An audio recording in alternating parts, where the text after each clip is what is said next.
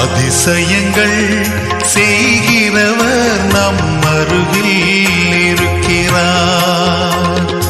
அற்புதங்கள் செய்கிறவர் என்றும் நமக்குள் வசிக்கிறார். அதிசயங்கள் செய்கிறவர் நம் அருகில் இருக்கிறார்.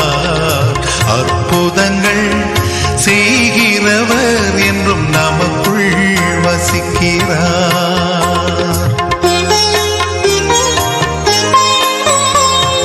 தண்ணீரை இரத்தமாய் மாற்றினார் அதிசயம்.